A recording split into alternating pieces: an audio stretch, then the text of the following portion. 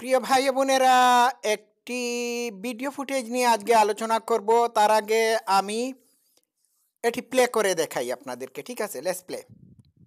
আজকে যে 1400 লোকের হত্যার কথা বলা হয়, এই হত্যা তো আমি করিনি।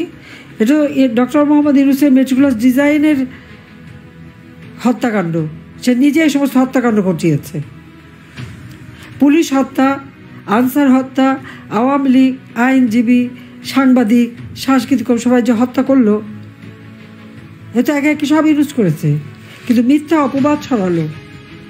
আবার 1400 বলা হলো জাতিসংঘকে, আর জাতিসংঘ অন্ধের মতো সেটাই উচ্চারণ করলো। কিন্তু সাহায্য শহীদ পরিবার হিসেবে দিল মাত্র 600 জন। আবার তার ভিতরে দেখা গেল 52 জনই অন্য কারণে মৃত্যু, শহীদ হয়নি। 18 জন ফেরত আসো তাজা, জীবন্ত। এখন আরও কয়েকজন আছে, বয়স ছোটে কথা বলে না, কথা বলে যদি আবার সত্যি মেরে ফেলে। এই যে ধোকাবাজি, ভাওতাবাজি দেওয়া, আর আমাদের নামে বলে বেড়ায় আমরা নাকি সব হত্যাকাণ্ড করেছি, মানবতা বিরোধী। আমি কেন মানবতা বিরোধী কাজ করব? এই যারা আহত, চট্টগ্রামে সেই ছাদের থেকে রক কেটে ফেলে দিল শিবির, তারপরে যাদের গুলি লেগেছে, প্রত্যেকের চিকিৎসা আমি যতদিন ছিলাম সমস্ত চিকিৎসা বিনা পয়সায় করেছি, প্রত্যেকটা আহত যারা। এবং আমি জুডিশিয়াল ইনকোয়ারি কমিশন গঠন করে দিলাম, কারণ যারা প্রায় 34 জনের মতো যখন মারা গেছে তাদেরকে গণভবনে নিয়ে এসে তাদেরকে সান্ত্বনা দেওয়া, আর্থিক সহায়তা দিয়ে সাথে সাথে আমি ইনকোয়ারি কমিশন গঠন করে দিলাম। সেটাকে ইউজ কাজ করতে দেয়নি, তদন্ত করতে দেয়নি এখনও। আমাকে মৃত্যুদণ্ড দেওয়ার আগে আমি বলবো যে আমি হত্যা করেছি কিনা সেটা আগে যাচাই করা। প্রত্যেকটা লাশ তুলে বিদেশ থেকে ফরেন্সিক এনে ফরেন্সিক করা হোক, পোস্টমর্টম করা হোক, এবং বের করা হোক কীভাবে কে মারা গেছে। দেবে না করতে, তার কারণ হত্যাকাণ্ড তারাই ঘটিয়েছে। আচ্ছা দর্শক শ্রোতারা, আমি থামলাম এইখানে। মাননীয় প্রধানমন্ত্রী শেখ হাসিনা ইউনূসকে চ্যালেঞ্জ দিয়ে বলেছেন, মৃত্যুদণ্ড দেওয়ার আগে আমি হত্যা করেছি কিনা সেটা আগে যাচাই করুন। প্রত্যেকটা লাশ তুলে বিদেশ থেকে ফরেনসিক এনে পোস্টমর্টেম করা হোক এবং বের করা হোক কিভাবে কে মারা গেছে। ইউনূস এটি করতে দেবে না, কারণ হত্যাকাণ্ড তারাই ঘটিয়েছে। এই শেষের স্টেটমেন্টটা আমার কাছে খুবই গুরুত্বপূর্ণ। ইউনূস যদি সত্যিকার অর্থে একজন মোরাল, নৈতিক, মানবিক, ন্যায়পরায়ণ মানুষ হয়ে থাকে, তাহলে প্রধানমন্ত্রী শেখ হাসিনার এই চ্যালেঞ্জটা সে গ্রহণ করুক।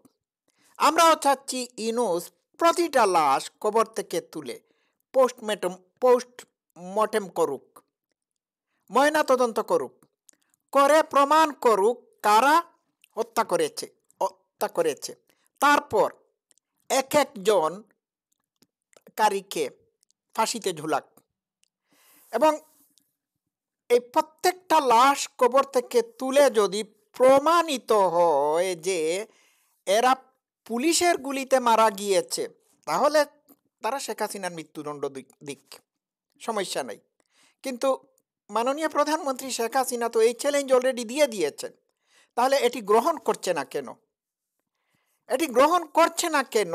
এর জবাবও তিনি এইখানে দিয়ে দিয়েছেন। তিনি বলেছেন এটি তারা করতে দেবে না, কারণ তারাই এটি ঘটিয়েছে। দেখুন, প্রধানমন্ত্রী শেখ হাসিনা জুডিশিয়ারি কমিটি করেছিলেন এই হত্যাকাণ্ডগুলোর তদন্ত করার জন্য। ইউনূস বন্ধ করে দিয়েছে। কেন বন্ধ করে দিল? কারণ সেই এটি ঘটিয়েছে। ঠিক আছে, এরপরে উনি আরও কয়েকটা পয়েন্ট তুলে ধরেছেন। এর মধ্যে একটা বড় পয়েন্ট হলো যে 1400 জনের যে ভুয়া হিসাব জাতিসংঘ দিয়েছে, এর মধ্যে অনেকেই এখনো জীবিত রয়েছে।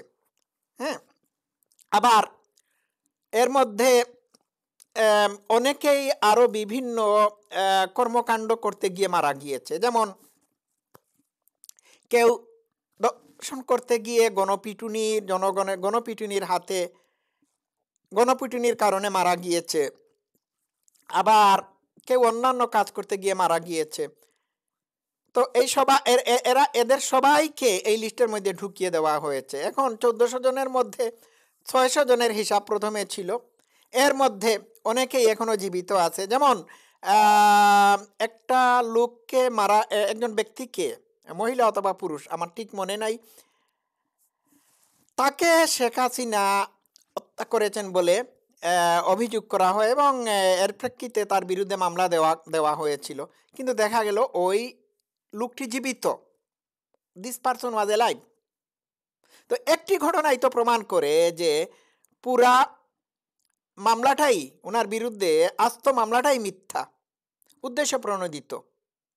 ঠিক আছে, তো প্রধানমন্ত্রী শেখ হাসিনা বলেছেন যারা এই তথাকথিত সন্ত্রাসী মুভমেন্টে জড়িত ছিল এদের অনেকেই মারা গিয়েছে, কিন্তু এদের পরিবারের মানুষদেরকে তিনি মানে ডেকে নিয়েছেন, সান্ত্বনা দিয়েছেন, এবং যারা আহত ছিল তাদেরকে তিনি চিকিৎসার ব্যবস্থা করিয়েছেন। এখন প্রশ্ন হলো, আজকে আওয়ামী লীগের নেতাকর্মী যারা আহত হচ্ছে বা হয়েছে, ইউনূস কি ঠিক শেখ হাসিনার মতো তাদেরকে চিকিৎসা দিচ্ছে না? আমরা খবর পেয়েছি যে অনেকেই জেলের ভিতর মারা যাচ্ছে। তো এইখানেই ইউনূস এবং প্রধানমন্ত্রী শেখ হাসিনার মধ্যে পার্থক্য।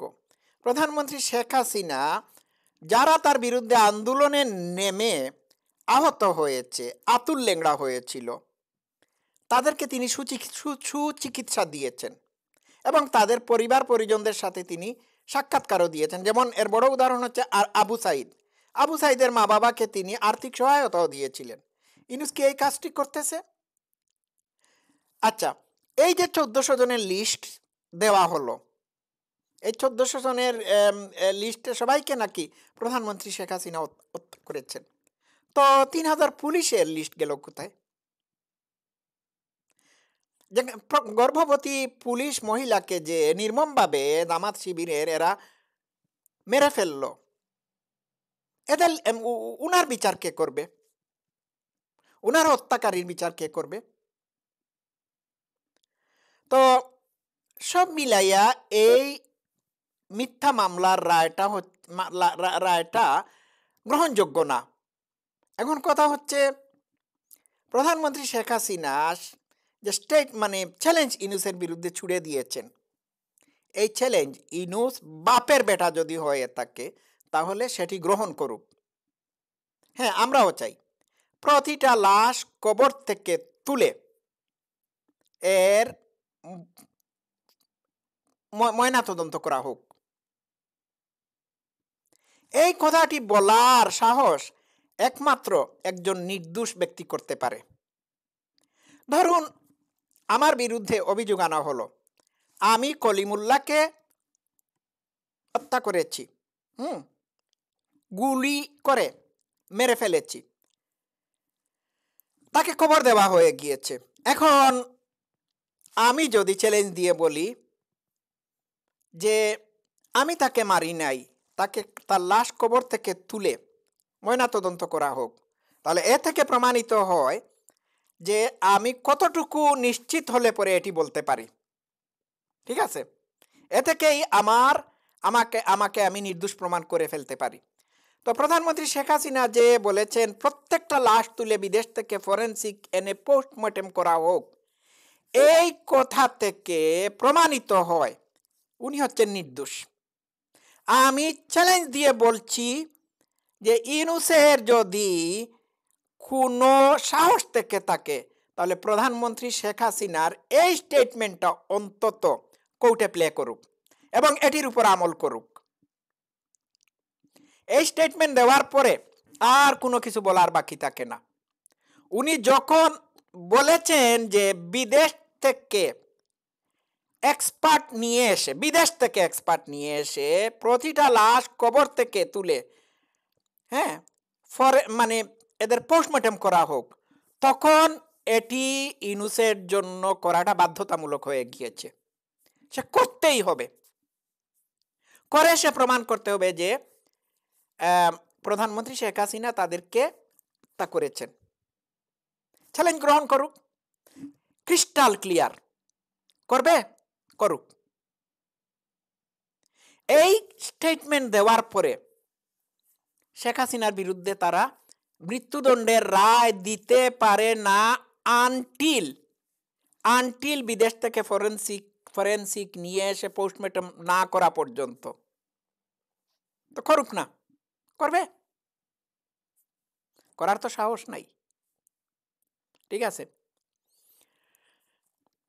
তো এই ব্যাপারে এই প্রস্তাবটি যখন আনা হয় তখন ওই সার্ভিস মলম বহু আগে বলেছিল যে তাহলে বঙ্গবন্ধু শেখ মুজিবুর রহমানের লাশ ও কবর থেকে তুলে এনে ময়না তদন্ত করা হোক। আরে ভাই, বঙ্গবন্ধু শেখ মুজিবুর রহমানকে কারা মেরেছিল এটির তো খবর সবাই জানে।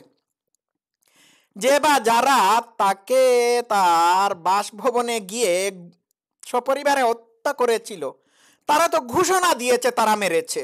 সুতরাং এইখানে পোস্টমর্টম করার দরকার পড়ে না। ঠিক না?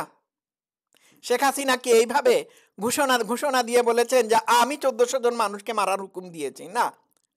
তো এইখানে এই মূর্খ জাহিলরা কিভাবে এই যুক্তি উত্থাপন করে? বঙ্গবন্ধুকে যারা সপরিবারে তা করেছিল তারাই তো ঘোষণা দিয়ে বলেছিল, জাতির উদ্দেশ্যে ঘোষণা দিয়ে বলেছিল যে তারা বঙ্গবন্ধু শেখ মুজিবুর রহমানকে সপরিবারে মেরে ফেলে দিয়েছে। সুতরাং তাদের স্টেটমেন্টগুলো তো এখনো আছে। এখানে ময়নাতদন্ত করার দরকার পড়ে না। এই হচ্ছে টুকাইদের যুক্তি। বুঝতে পারছেন?